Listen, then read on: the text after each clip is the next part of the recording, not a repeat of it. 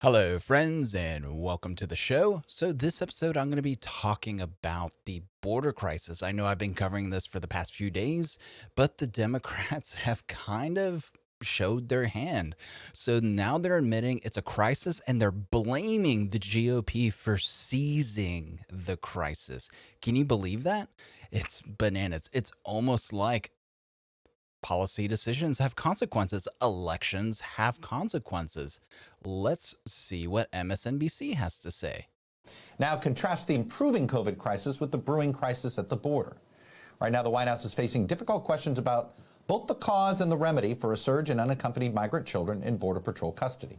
Two sources confirmed to NBC News that more than 3,200 of those children are being housed in Customs and Border Protection holding facilities. Nearly half of them have been held beyond the current 3-day legal limit. Now, these holding cells are not designed for children. They are typically small concrete rooms with concrete or metal benches and no beds. So you see the conditions where these kids are staying in. They're not designed for children. There is no beds. These kids are sleeping on metal or concrete benches, or if there's no benches, they're sleeping on the floor. Joe Biden is a monster. Again, the only thing Joe Biden has ever accomplished in his political career is throwing people of color into cages, whether black people from the school to prison pipeline, from basically from juvie into prison, or now brown people into cages. The number is 50% higher than Trump ever had it at his maximum. It's bananas. Let's keep going. This morning, White House Press Secretary Jen Psaki acknowledged during an interview on Morning Joe that they are in a, quote, tough spot. Politically, immigration is one of the few issues that can unify the Republican Party these days, despite the baggage from the inhumane policies of the last administration. And unsurprisingly, GOP leaders are seizing on the border crisis.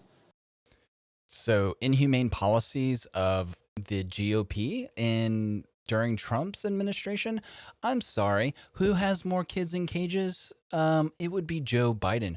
Again, Joe Biden has 1,000 more kids than Trump ever had at his maximum. And this is Joe Biden's like 50th day in office. He's barely halfway through his first 100 days in office, and he's completely eclipsed Donald Trump's wildest dreams. If Donald Trump really wanted to throw kids in cages, you can say Joe Biden is an expert and Donald Trump was an amateur. Calling it a crisis of Biden's own making.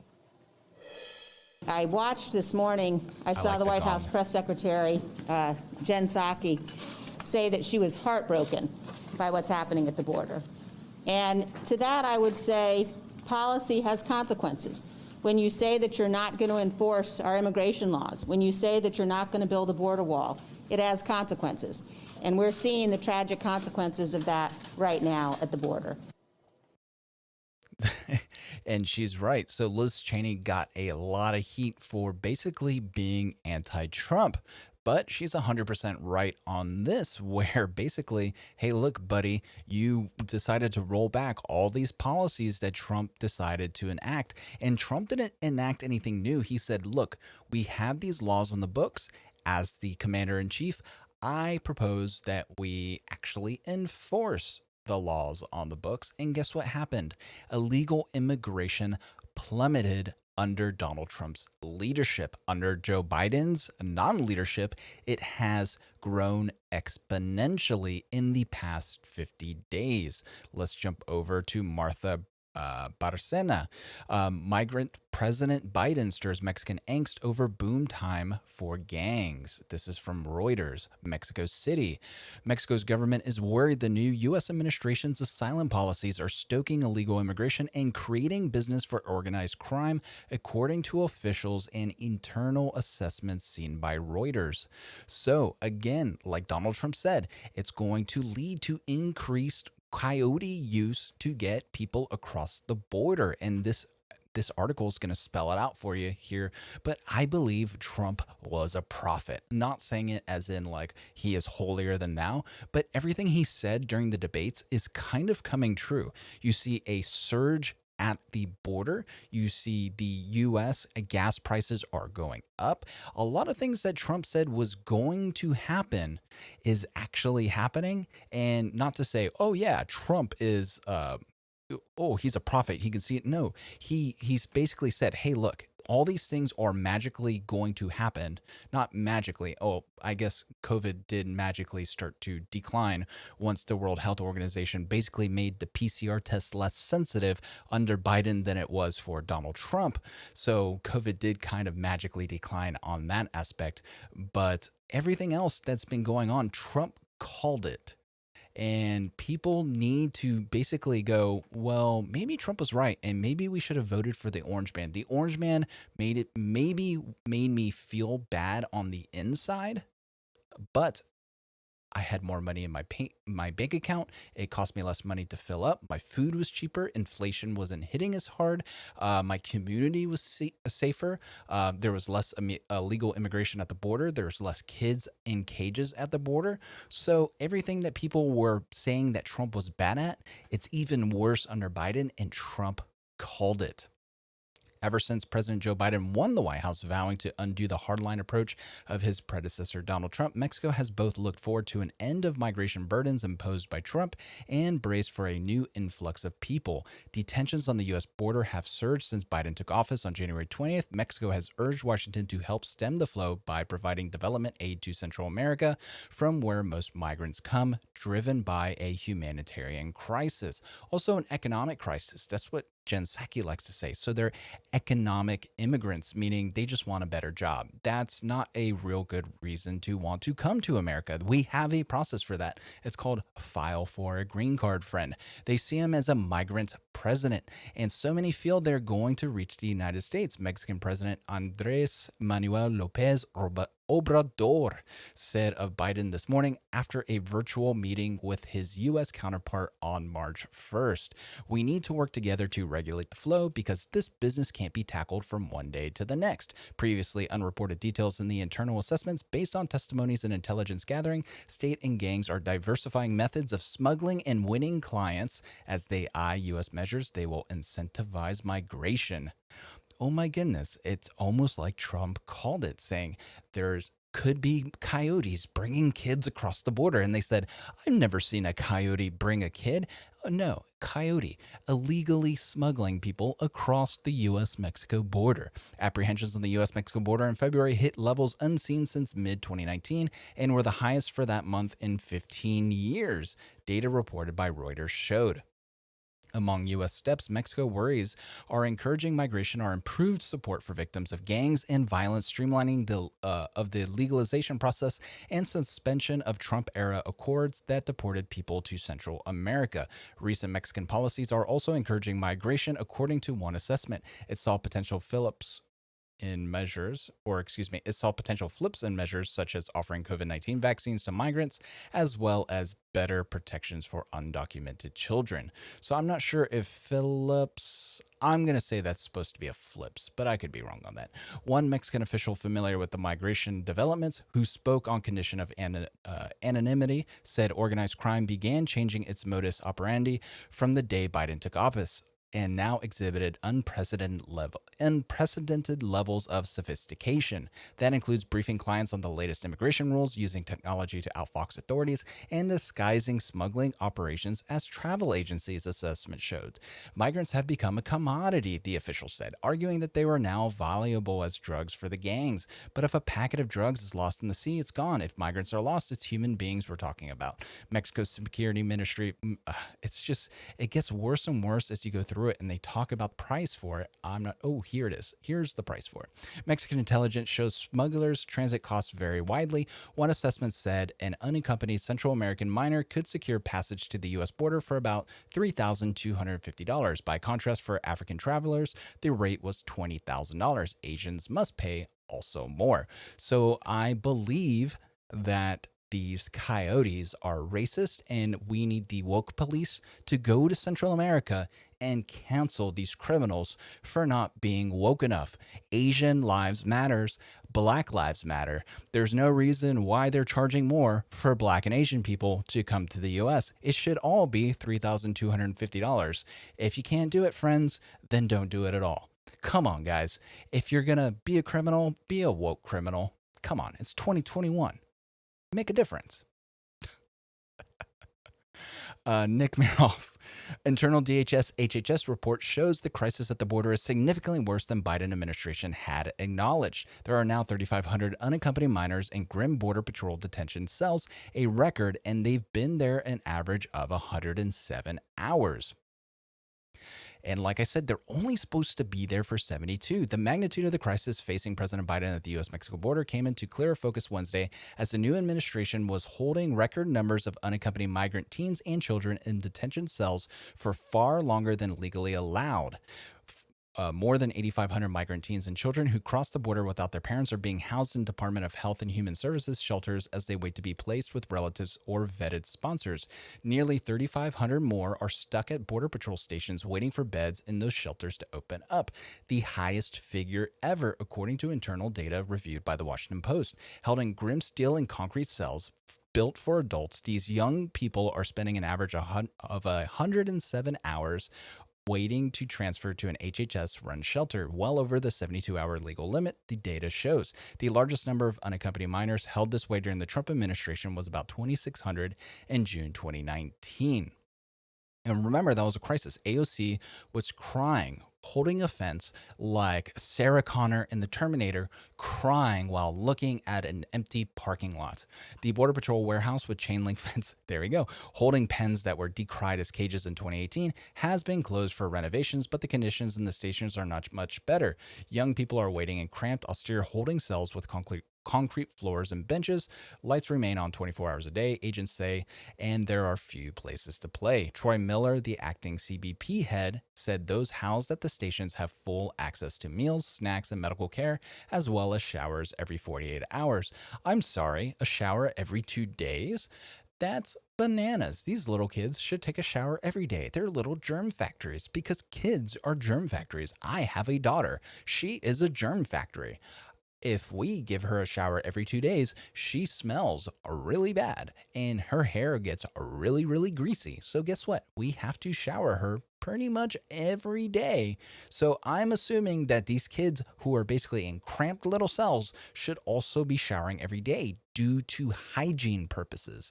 This is bananas. Biden is doing this to brown kids on the border. Remember that. If you're a Democrat and you voted for Biden, you voted for these conditions. You wanted this to happen. This never happened under Trump, and this is currently happening under the segregationist in chief that is Joe Biden.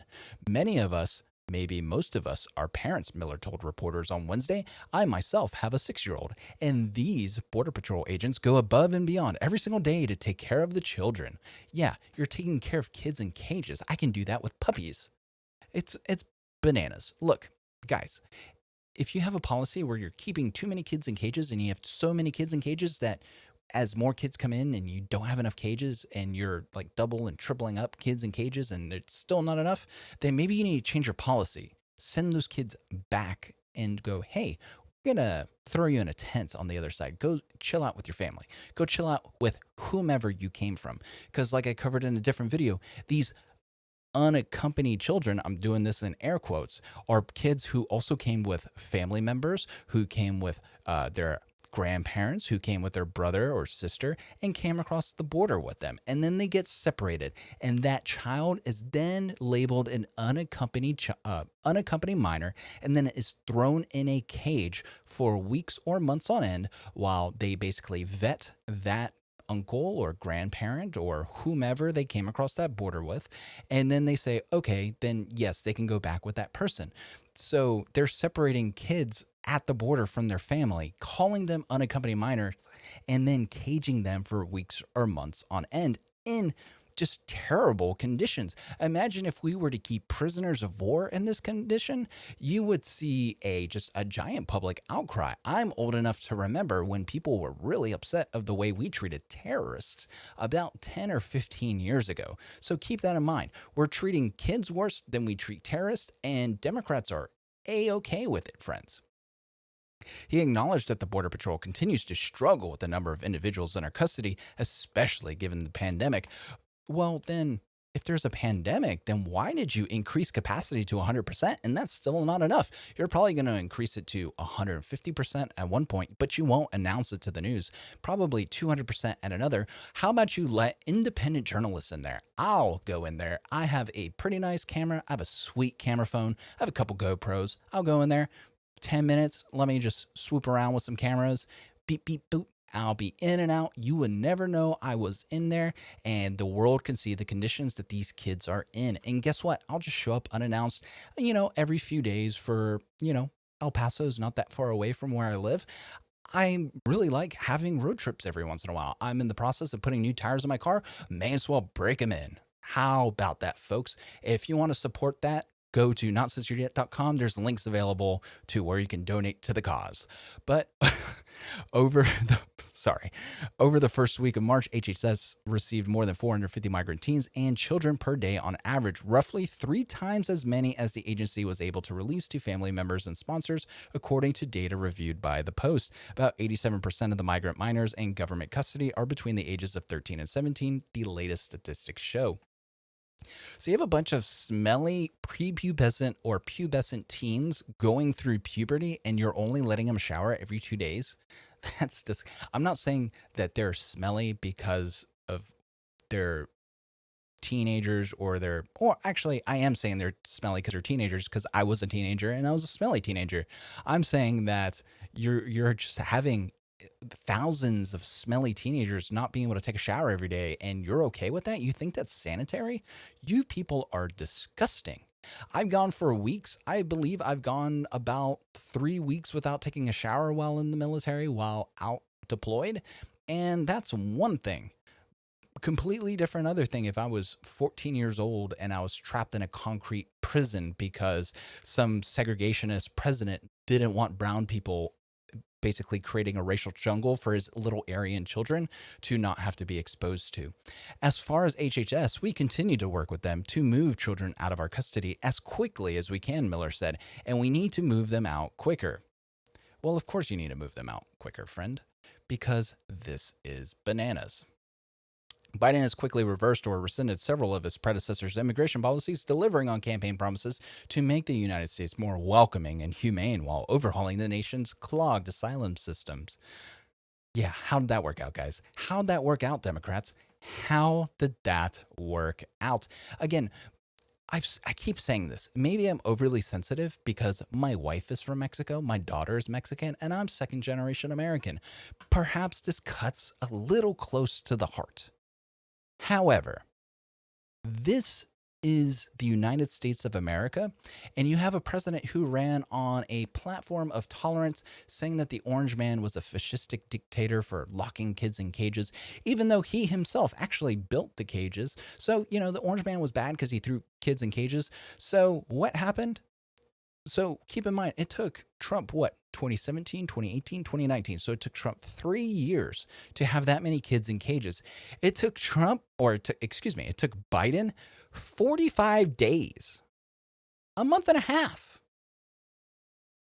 Biden is far more efficient at locking up people of color than Trump ever was. So if you want to figure out who was the white supremacist in chief, as Cori Bush likes to say, who is the segregationist in chief, like I like to say, you need no further than POTUS 46, Joe Biden, and Vice President Kamala Harris, who suppressed evidence so she can keep black men incarcerated, so she can utilize them as slave labor to fight California wildfires, utilizing a loophole in the 12th Amendment, basically saying that people incarcerated could be used as slave labor.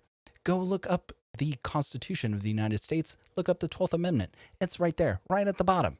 Yeah, Kamala Harris likes to keep black men in prison. She hid evidence. Look it up. And actually, she hid evidence that would have basically took a black man off of death row. She also did that as well. But, a corrupt cop is also the vice president. So who would have thought that, a bunch of people of color are just inhumanely and unjustly in prison? Oh my goodness, guys. And finally, just corruption from the mainstream media. I just really wanted to quickly touch on this. CNN literally scrubbed the headline, which called Antifa violent because Antifa did not like it. This was from 2017. This is modern journalism. Let's see if this loads. This is from CNN, mind you, a mainstream publication, a trusted source of news, as James Earl Jones likes to say. Unmasking the leftist Antifa movement, activists seek peace through violence.